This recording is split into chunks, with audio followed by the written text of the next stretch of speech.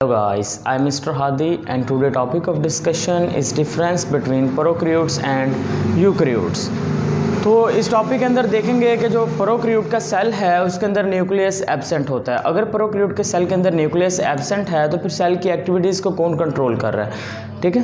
तो जो प्रोकैरियोट का सेल है उसके अंदर मेम्ब्रेनियस बॉन्ड ऑर्गेनेलिस भी एब्सेंट है। तो अगर मेम्ब्रेनियस बॉन्ड ऑर्गेनेली एब्सेंट है तो एक ऑर्गेनेली उसका नेम है mitochondria, that is called power house of the cell. तो अगर प्रोकैरियोट के सेल के अंदर वो मेम्ब्रेनियस बॉन्ड ऑर्गेनेली एब्सेंट है तो फिर सेल एनर्जी कैसे हासिल कर रहा है। और हम ये भी देखेंगे इस टॉपिक के अंदर कि इस ज़मीन पर सबसे पहले कौन से सेल्स थे, प्रोकैरियोटिक सेल थे या फिर यूकैरियोटिक सेल थे। So let's start the topic. The word prokaryotic cell दो लफ्ज़ों से मिला है, pro and karyon. The word pro mean before and karyons mean nucleus, यानी कि प्रोकैरियोटिक सेल्स ऐसे सेल्स होंगे जिनमें लेक होगी वेल डिफाइंड न्यूक्लियस की, जिनमें क्या है, लेक है, कमी है वेल डिफाइंड न्यूक्लियस की। और इन प्रोकैरियोटिक सेल का जो साइज़ होता है वो होता है तकरीबन 0.5 to 3 माइक्रोमीटर के दरमियान में, या इतना हो सकता है। और प्रोकैरियोटिक सेल हमारी जो अर्थ के बारे में बात करें तो जो अर्थ इज़ 4.6 बिलियन ईयर्स अगो, हमारी अर्थ बनी है 4.6 बिलियन ईयर्स अगो। और जो प्रोकैरियोटिक सेल है वो इवोल्व हुआ है 3.5 बिलियंस ईयर अगो। और एक ऐसा सेल यानी कि 3.5 बिलियन ईयर्स अगो एक ऐसा सेल इवोल्व हुआ जिसके अंदर न्यूक्लियस मौजूद नहीं था, और इसी वजह से इसको नेम दिया गया prokaryotic cell. Pro mean before, यानी कि न्यूक्लियस से पहले जो सेल्स है जिनमें न्यूक्लियस नहीं है उन्हें क्या कहेंगे, प्रोकैरियोटिक सेल्स। तो अब सेकंड पॉइंट देखिए कि इसमें न्यूक्लियस मौजूद नहीं है। अगर न्यूक्लियस मौजूद नहीं है, let's suppose this is a prokaryotic cell, ये एक प्रोकैरियोटिक सेल है मेरे पास, ये इसकी सेल में ब्रेन आ गई, and this is the cell wall of the prokaryotic cell. तो मैं प्रोकैरियोटिक सेल की सेल वॉल भी है, सेल मेम्ब्रेन भी है, लेकिन इसके अंदर वेल डिफाइंड न्यूक्लियस नहीं है। तो हम कहते हैं what is nucleus, nucleus is the brain of cell, nucleus is brain of cell. अगर प्रोकैरियोटिक सेल के अंदर ब्रेन ही नहीं है, यानी कि न्यूक्लियस ही नहीं है जो सेल की तमाम एक्टिविटीज़ को कंट्रोल कर रहा है, तो फिर प्रोकैरियोटिक के सेल के अंदर सेल की एक्टिविटीज़ को कौन कंट्रोल कर रहा है। असल में अगर मैं बात कर लेता हूँ यूकैरियोटिक सेल की, तो यूकैरियोटिक सेल में वाज़ेह तौर पर न्यूक्लियर मेम्ब्रेन मौजूद होगी, न्यूक्लियर मेम्ब्रेन के अंदर न्यूक्लियोलस होगा, देन क्रोमोसोम्स मौजूद होंगे। क्रोमोसोम्स यानी कि जेनेटिक मटीरियल होता है जो कि सेल की तमाम एक्टिविटीज़ को क्या कर रहा है, कंट्रोल कर रहा है। लेकिन अगर बात की जाए प्रोकैरियोटिक सेल की, तो प्रोकैरियोटिक सेल का जो जेनेटिक मेकअप होता है वो न्यूक्लियर मेम्ब्रेन के अंदर नहीं, बल्कि वो एक लिक्विड मीडियम के अंदर सेल के अंदर डिस्पर्स होता है। उस लिक्विड मीडियम को हम कहेंगे साइटोप्लाज्म। क्या कहेंगे, साइटोप्लाज्म। तो प्रोकैरियोटिक सेल का जो न्यूक्लियस नहीं कहेंगे, जो जेनेटिक मेकअप है जो सेल की तमाम एक्टिविटीज़ को कंट्रोल करेगा, वो कहाँ पर मौजूद होगा, it will present in the cytoplasm. तो वो साइटोप्लाज्म के अंदर मौजूद होगा, और वो किस फॉर्म के अंदर मौजूद होगा, it will be a circular form. Circular single strand DNA is present in the prokaryotic cells. तो क्या लिखने वाले हैं हम यहाँ पर, प्रोकैरियोटिक सेल के अंदर मौजूद होगा circular and single strand DNA is present in the prokaryotic cell. लेकिन अगर मैं बात कर लेता हूँ थोड़े से यूकैरियोटिक सेल के बारे में, तो जो यूकैरियोटिक सेल है, यूकैरियोटिक सेल का जो डीएनए होता है वो होता है लीनियर। क्या शेप होती है, linear and double strand, linear and double strand DNA is present. किस में प्रेजेंट है, ये यूकैरियोटिक के सेल के अंदर। तो क्लियर हो गया point. First point, the word pro mean before and कैरियोन means nucleus. इनमें न्यूक्लियस की कमी होगी, न्यूक्लियस की कमी है तो इसका मतलब सेल की एक्टिविटीज़ को कंट्रोल करेगा। जेनेटिक मेकअप न्यूक्लियर मेम्ब्रेन के अंदर होने के बजाय बल्कि वो मौजूद होगा साइटोप्लाज्म के अंदर मौजूद होगा, और वो होगा सर्कुलर फॉर्म के अंदर, और क्या होगा, सिंगल स्ट्रैंड होगा। लेकिन इसका बरअक्स अगर बात करें यूकैरियोटिक सेल की, तो the word you mean present and कैरियोन mean nucleus. ऐसे सेल्स जिनके अंदर न्यूक्लियस प्रेजेंट होगा उन सेल को हम कहेंगे यूकैरियोटिक सेल। और यूकैरियोटिक सेल्स, मैंने कहा अर्थ आपकी जो इवोल्व है वो है 4.6 billion years ago and 3.5 billion years अगो एक प्रोकैरियोटिक सेल इस ज़मीन पर दिखाई दिया, बना सबसे पहले। 3.5 बिलियन ईयर्स अगो। उसके बाद जो यूकैरियोटिक सेल है, प्रोकैरियोटिक सेल के बाद एवोल्यूशन हुई, प्रोकैरियोटिक सेल में एवोल्यूशन हुई, एवोल्यूशन के बाद प्रोकैरियोटिक सेल किस में चेंज हो गया, यूकैरियोटिक सेल के अंदर चेंज हो गया, और eukaryotic cell is evolved on the earth 1.5 billion years ago. तो 1.5 बिलियन ईयर्स अगो कौन सा सेल देखा गया, यूकैरियोटिक सेल। इसका साइज था 0.5 to 3 माइक्रोमीटर। बट द जो यूकैरियोटिक सेल है, यूकैरियोटिक सेल का जो साइज हो सकता है वो है 3 माइक्रोमीटर टू 100 माइक्रोमीटर हो सकता है।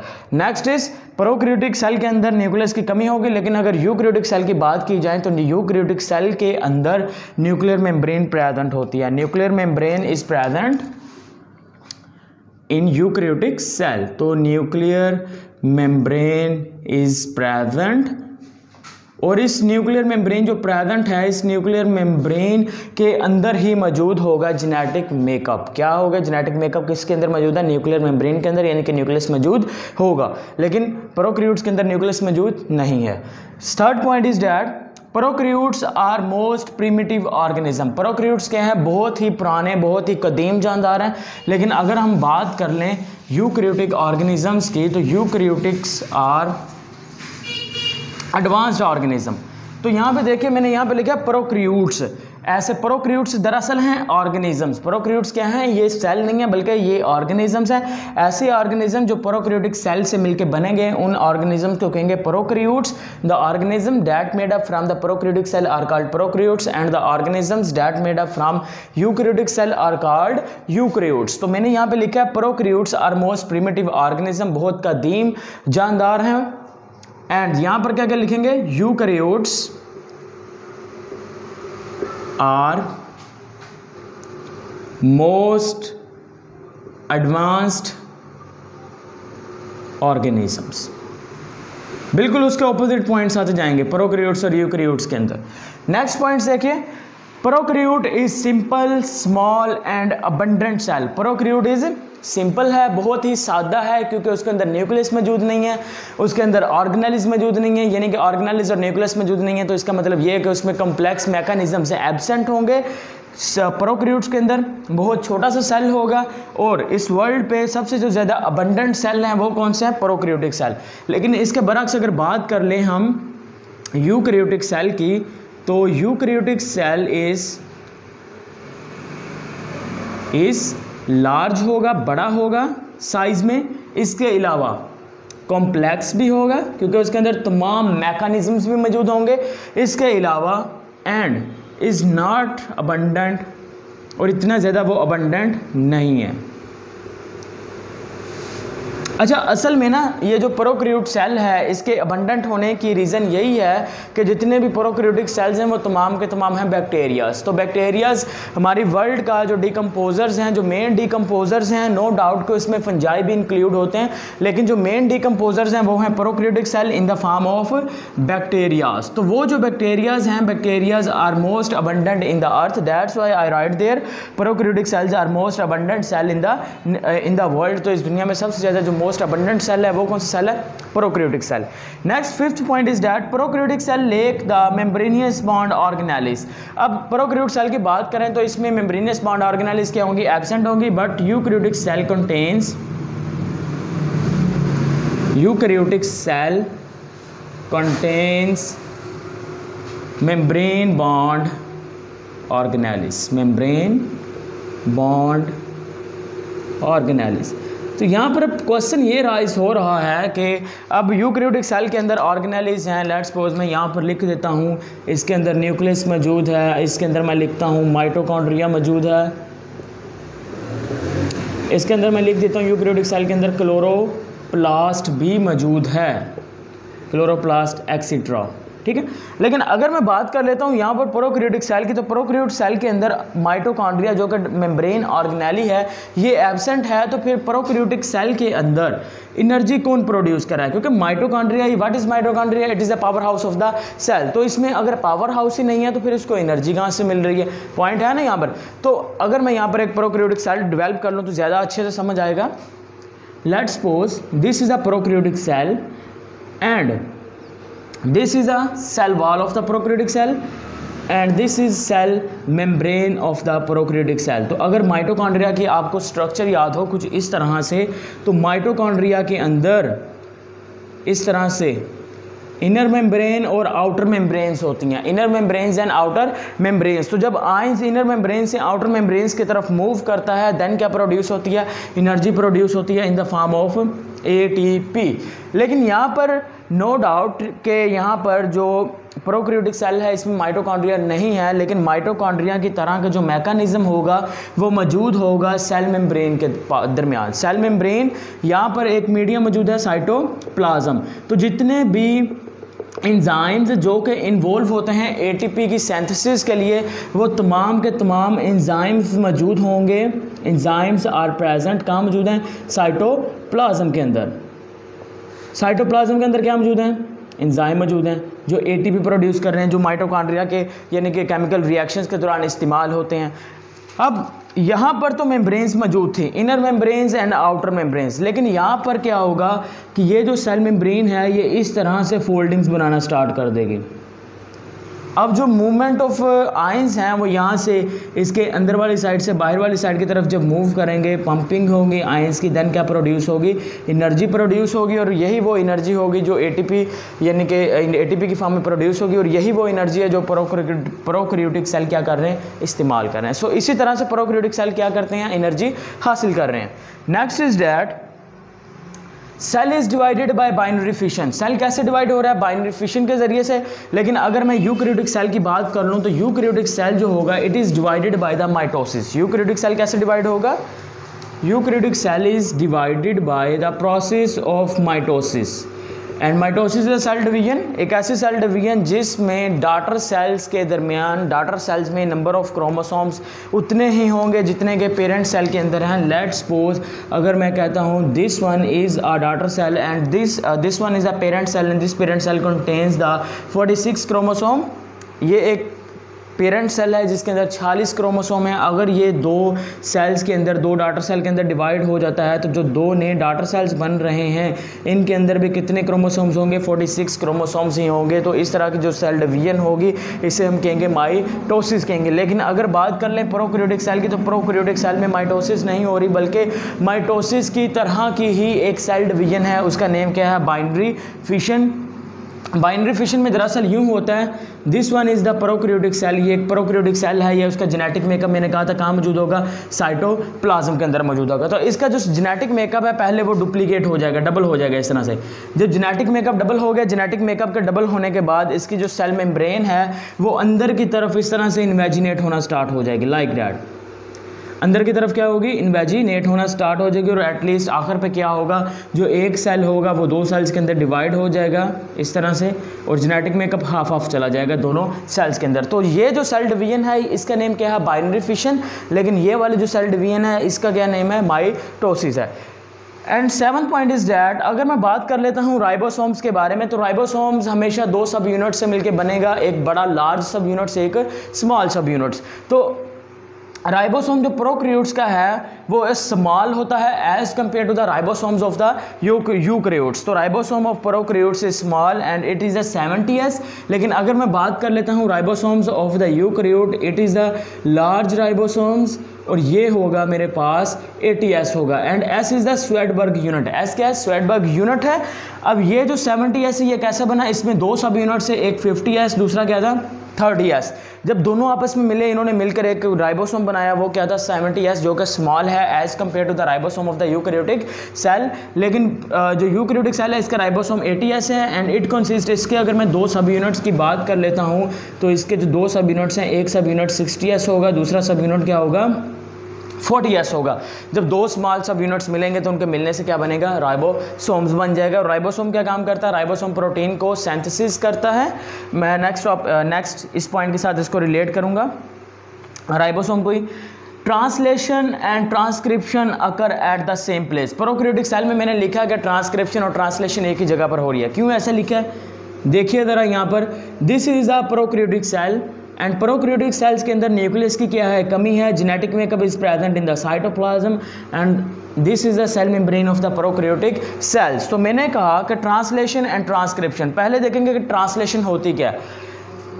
Translation and transcription, transcription and translation. अगर मैं बात कर लेता हूँ ट्रांसक्रिप्शन की, तो ट्रांसक्रिप्शन कहते हैं डीएनए से आरएनए के बनने को। डीएनए से आरएनए जब बनेगा उस प्रोसेस को हम कहते हैं ट्रांसक्रिप्शन, और जब आरएनए से नेक्स्ट प्रोटीन्स बनेंगी उस प्रोसेस को हम क्या कहेंगे, ट्रांसलेशन कहेंगे।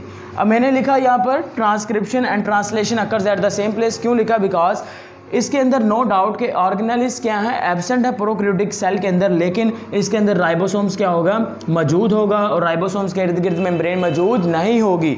तो यहाँ पर देखिए ट्रांसक्रिप्शन का मतलब जो जेनेटिक मेकअप है सर्कुलर फॉर्म के अंदर किसका था, मैंने बताया था सर्कुलर फॉर्म के अंदर होगा, लीनियर सर्कुलर फॉर्म के अंदर होगा, और सिंगल स्ट्रैंड होगा प्रोकैरियोटिक सेल के अंदर।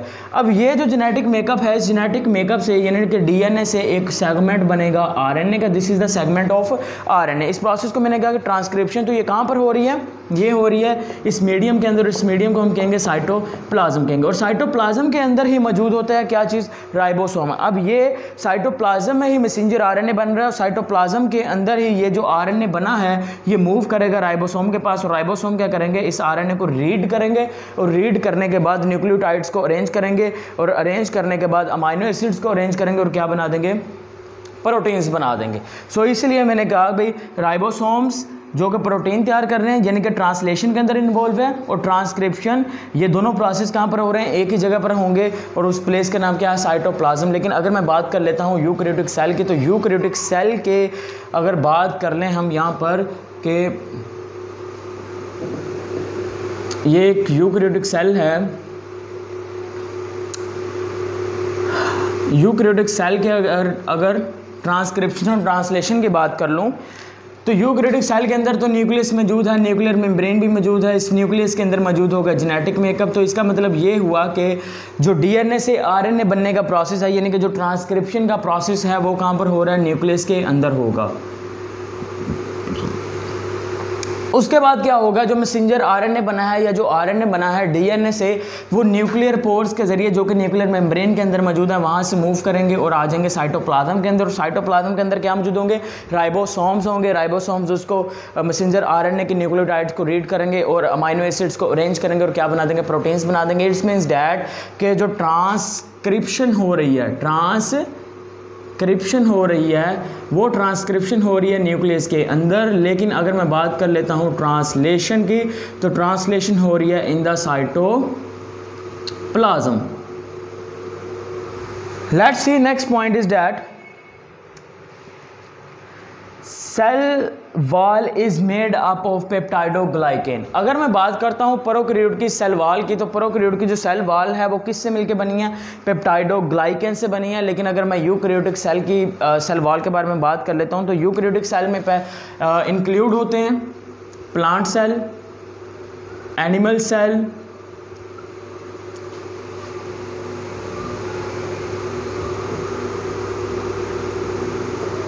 फंजाई, प्रोटोजोन्स, ये तमाम के तमाम क्या हैं, यूकैरियोटिक सेल हैं। तो इन यूकैरियोटिक सेल में से सेल वॉल जिसके अंदर मौजूद होती है वो आ गया प्लांट सेल। वो कौन सा आ गया, प्लांट सेल। तो प्लांट सेल की जो सेल वॉल है it is made up from the cellulose. तो प्लांट सेल की सेल वॉल के अंदर जो मोस्ट अबंडेंट केमिकल है वो सेलुलोज है, सेलुलोज से मिलकर बनेगी। लेकिन अगर यूकैरियोटिक सेल की मैं बात करता हूं, तो यूकैरियोटिक सेल की जो सेल वॉल है वो किससे मिलकर बनी है, it is made up from peptidoglycan से मिलकर बनी है।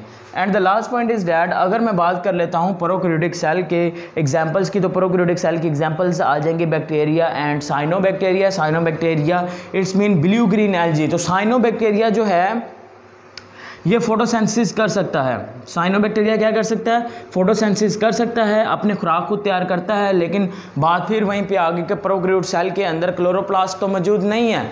अब क्लोरोप्लास्ट मौजूद नहीं है तो ये साइनोबैक्टीरिया जो कि प्रोकैरियोटिक सेल है, तो ये किस तरह से फोटोसेंसिस करेगा, एनर्जी प्रोड्यूस करेगा। तो chloroplast is present in the eukaryotic cell, और यूकैरियोटिक सेल की एग्जांपल आ गई plant cell, animal cell, fungi या प्रोटोजोन्स। जितने भी ये सेल्स हैं ये तमाम के तमाम यूकैरियोटिक सेल्स होंगे। अब लास्ट एक पॉइंट के एनर्जी कैसे प्रोड्यूस हो रही है, फोटोसेंसिस कैसे हो रही है।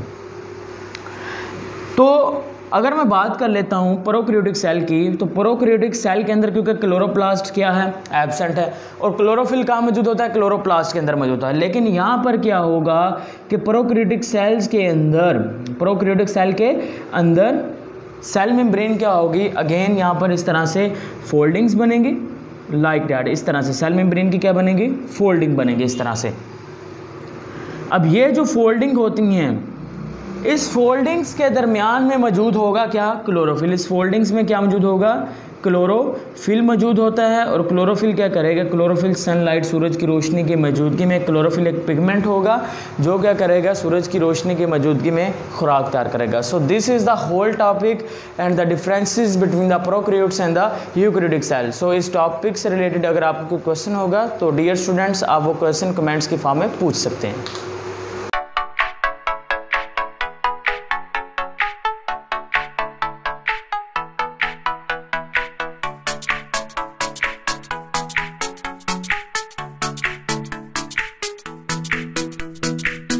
Subscribe to our channel by clicking the subscribe button. Click the bell button and enjoy the latest uploads from our channel.